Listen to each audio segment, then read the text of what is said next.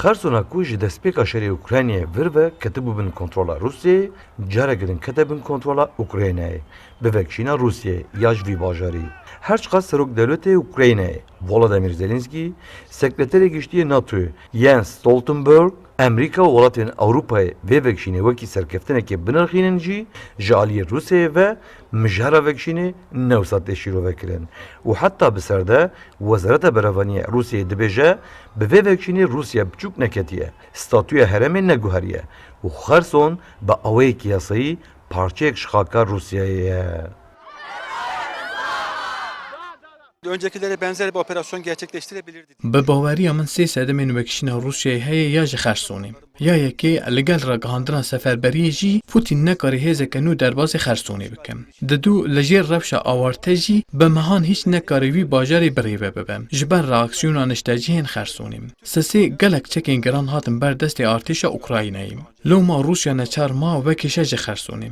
Ew ne wekişîneke taktîkî ye wek destpêka şer ku car carna ev rêbaz bikar danî.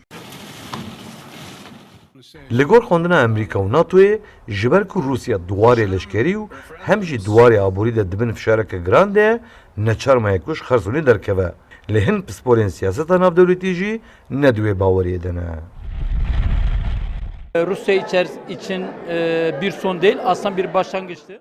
Berevajî Amerîka û NATOyê Rusya ne ji ber ku neçarma ji Xersonê derket. Rusyayê giraniya xwe de aliyê çepê yê robarê Dnîpro. Ev stratejiyeke şer e. Jêre ev der girîngtir e.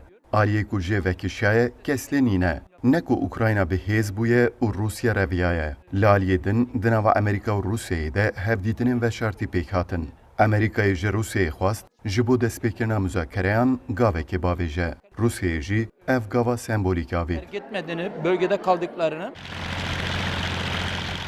Xerson wek heremên Donetsk, Luhansk û Zaporojyeyê di sîhê îlonê de biriya pesendkirina Serokdewletê Federasyona Rusyayê Vladimir Putin hatibû îlhaq kirin.